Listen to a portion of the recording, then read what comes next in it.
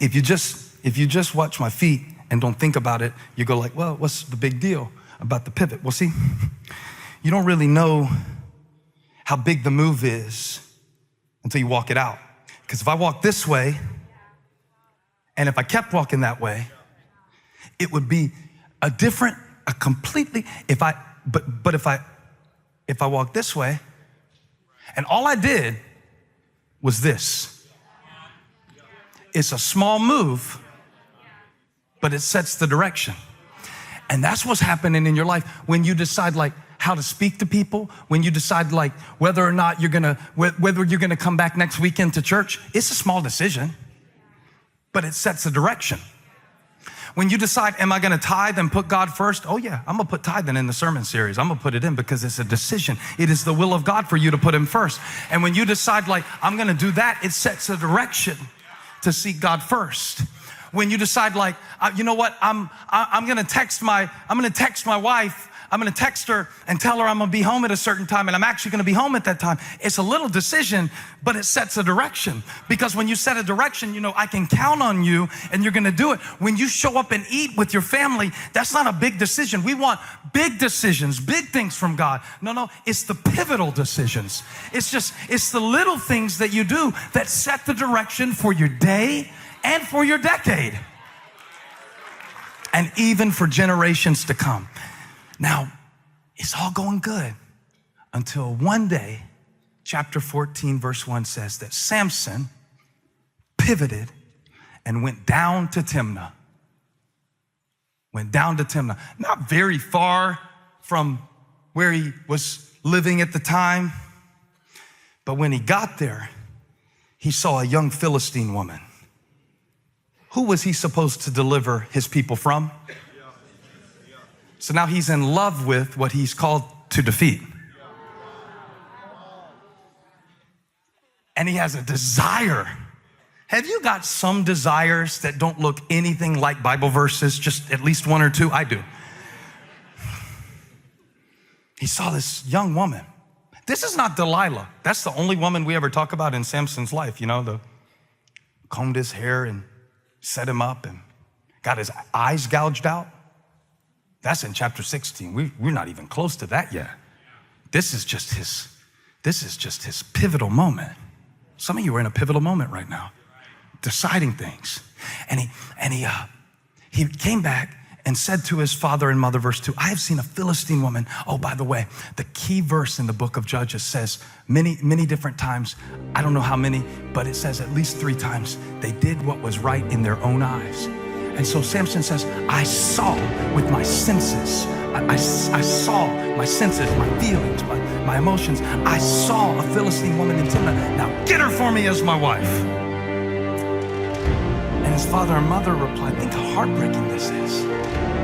He's on the path, he's growing, he's being blessed, Spirit of the Lord stirring him. Oh, it's just like I thought it was gonna be. You know, I graduated college, I got the job, I did the thing, and then all of a sudden, life will just pivot on you. Kid was so cute, until they started saying words. So cute, until they started saying, mine. You know, not just with children, but things in our life that just all of a sudden like is headed this way, just like I said, oh, trust in the Lord with all your heart, lean not on your own understanding. I hear you, Proverbs 3, 5, and 6, in all your ways acknowledge him. And you know, I didn't drink the fermented drink like the angel said, and I didn't eat the unclean food, and he's doing right. And all of a sudden Samson said, I saw something in him. Whoa, come back. And now watch this. The destiny of the nation is threatened by Samson's bad decision. And the parents are like, please make a better decision. Please quit hanging out with those friends. Please, I'm telling you, it's dangerous. I'm telling you, it's wrong. Because the Philistines were known for child sacrifice. The Philistines were known for worshiping other gods. The Philistines were known for very abusive practices that were contrary to the word of God. And his father and mother replied, isn't there an acceptable woman among your relatives or among all our people? Must you go to the uncircumcised Philistines to get a wife? Samson already made his decision. And now this child, I'm just thinking as a parent who had so much promise, so much potential, needs a haircut, but even that's intentional. Now he's making the dumbest decision he could possibly make, to run to what he's supposed to be delivering the people from. And they can't convince him. Now, this is where it gets tricky, because it's hard enough to make your own good decisions. But then you start throwing in the decisions that other people make that you can't affect or control, no matter how hard you try. And everybody who writes parenting books, I want to give them just one bad kid and see would they still write it the same way. Because all this 7 ways to raise your kid with the, from the book of Ruth, whatever. I'll give you one demon child with a strong will and you will burn your own book. Get out of my face. Because some stuff you can't control. Hello. He was determined. He was determined. He was already gone. So they went with him. And this is the pivotal moment of my message. This is the part God showed me that got me so excited, because everyone in here knows what it is to have the plan that you made, right, in your head, the model that you had that doesn't match the life that you're living. And now all of a sudden, Samson, whose name means son, Samson, who's radiant, Samson, who's blessed, Samson, who's strong, Samson, who carries the expectation of the deliverance of the nation on his shoulders, is making a dumb decision. And it doesn't have to be a kid, and it doesn't have to be a spouse. It doesn't have to be a relationship at all. You are going to go into some situations in your life that you will pray about, plead about, and plan about, and none of it will work, and you will be faced with the question, now what do I do? I want to suggest that when this happens, that you consider the parentheses. There's a little thing that Samuel will put into the record, and he was writing this record long after the events had happened. And all Samson's parents knew was, this is trouble. If he marries her, it's going to lead to all kinds of clashing values. If he goes through with this, because that's all we know when we're in it, is our plan. But watch how the text pivots with a parenthetical insert. Have you studied any grammar books lately? The parentheses is when you want to put something in the sentence, but the sentence makes sense without it, but you add it in to give additional information that might be helpful to the person reading it, but the sentence would make sense without it. But the parentheses in Judges chapter 14, verse 4 says, his parents did not know that this was from the Lord. They knew Samson was from the Lord because the angel spoke it and her womb was barren. So the only way it could have happened was that it was from the Lord. But now they've got to look at a disappointment. Look, it's no problem to look at your gifts, your blessings, and your strengths and say, this is from the Lord. I praise you for another day. How great and mighty you are. And I lift your name on high. But this, have you ever had to walk through a situation where you thought, really, God, this? Like, I didn't drink any wine and I didn't eat any unclean foods and I did everything the angel told me, and now this, you're really gonna let this break out of my life? And the author said, yeah, this was from the Lord, because he was seeking an occasion. The Hebrew really means he was picking a fight. God wanted to set his people free from the Phoenicians, from the Philistines, and he was going to do it, but he wanted to do it not through a good decision, but through a bad decision. So watch what he does, because he's sovereign and almighty, and the Lord is his name, and he is beyond understanding, and his ways no man can fathom. Watch what he does. He uses Samson's dumb decision to deliver a nation. Now, if he did that for Samson, won't he do it for you?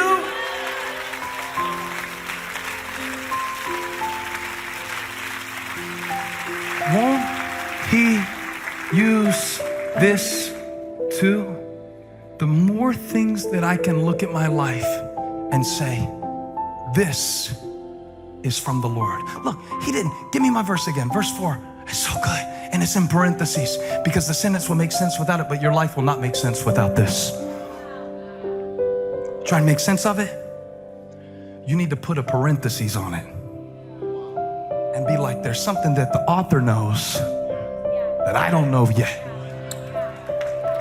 And he who began, I'm looking for whoever God gave me this sermon for, because it couldn't have just been me. Touch somebody, say, put a purpose on it. Put a purpose on it. Because when you find yourself beyond your understanding, you got to pivot to the purpose. God, I don't like this right now. I don't get this right now. I can't explain this right now. I can't rationalize it right now. But if you started it, you'll finish it. There is power in the pivot. There is power in praise. And there is a purpose in your situation. There's a purpose in it. There's a purpose in it. God's trying to pick a fight with the devil, and he wants to break some things free and shut some things down and get some things through. And he's going to use this too. This is from the Lord. I'm making a decision right now, a pivotal decision. I'm going to turn from facing this and I'm facing this. I'm going to turn from what I don't understand to the God who, according to the mystery of his will, has predestined, according to his good pleasure, that all things work together for his purpose. I'm serving the God who could take an instrument of death called a Roman cross, hang on it, and then get down in the ground and come forth talking about, I am resurrection power, and I have the keys of death, hell, and the grave.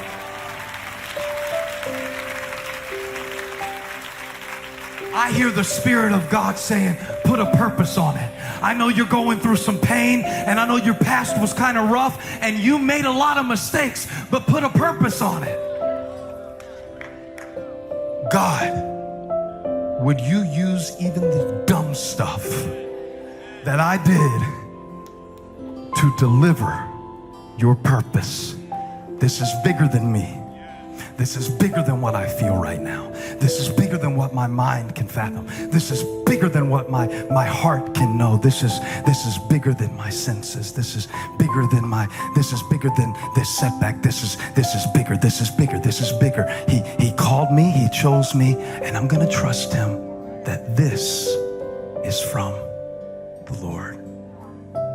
With a parenthetical insert, the NIV Translation Committee decided to let us know that there are some things that don't make sense in your life.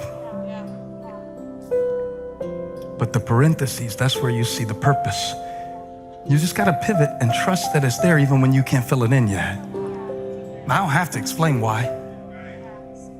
People in this room had children die, husbands that left them, addictions that were passed on to them. I'm not talking about whether God did that or not. We know that humans make decisions, but God is a bigger God than you've given him credit for, and he's above every human decision. God is bigger than human decisions. And if Samson didn't marry that woman, the one that he wasn't supposed to marry, yeah, I know, it's crazy because we teach like, if you make good choices, God can use your life. I'm saying this too was from the Lord. He was looking for something. He's looking for something that he can work through, and he'll even use the dumb stuff. Because if he didn't marry this woman, right, when he was going down to get her and to pay the dowry for her with his parents, and killed the lion and ripped the lion apart, and then came back by after he came back for the wedding and saw honey in the lion's carcass and gave the honey, which he wasn't supposed to do because he wasn't supposed to touch anything dead, and gave it to his parents and licked some, and then went to the wedding and sat around the table with 30 boys talking about, I got a riddle for you. Out of the strong came something to eat, and out of the eater came something to eat, and out of the strong came something sweet. If you can solve my riddle, I'll give you 30 sets of linen clothing, but if you can't solve it, you're gonna give me 30 sets of clothing. And the boys got to his wife and they were like, tell us the riddle or we're gonna kill your whole family. And then she was like, tell me the riddle, Samson, tell me the riddle. And then he said, oh, okay, well, I'll tell it to you, but don't tell it to them. But then she told it to them, and then they solved the riddle. And then he had to go to Asherek to kill 30 men and beat them up and kill them, to take their clothes, to bring them back because of his dumb decision. But that's what set him on a course to be able to have an opportunity to then go back home. And after the wedding, he went back home, and he was so mad at his wife for betraying him that he went back home and didn't even stay with her. And by the time he got back, she'd been married to another man because his father-in-law betrayed him, because he figured you never want to marry her now after what she did to you. But he came back and got so mad that he took 300 foxes and tied their tails together in pairs,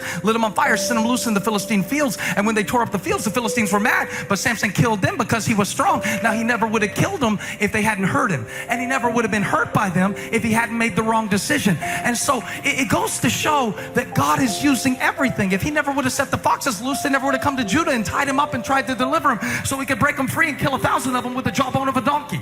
If it never would have happened the way it happened, it couldn't be what it is. So stop looking at what it was and ask God what he wants it to be. God wants to use the dumb stuff too. You can't control it anyway. Spirit of the Lord is on you.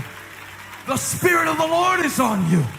If the lion comes to attack you, he will give you the ability to rip it open because the Spirit of the Lord is on you. And it's a pivotal decision that you make when you find yourself in these disappointing situations where it seems like you can't win, whether I'm going to believe that there is a bigger picture or if I'm going to minimize God's presence to the level of my understanding. Right here, right now, let's turn it around. Let's turn it around. And instead of trying to tell God what's best for us, and instead of trying to do what's right in our own eyes, let's turn it around. Instead of groveling in the guilt of things that are already over, I'm telling you, God uses the weirdest things about you. God uses that big nose that you hate and that little habit that you have. He uses that because when he delivers you from it, you could be a testimony, and he's going to use that too. This is from the Lord. How? I don't know. I don't know the plan. But when I don't know the plan, I pivot to the purpose. And he's working it all in.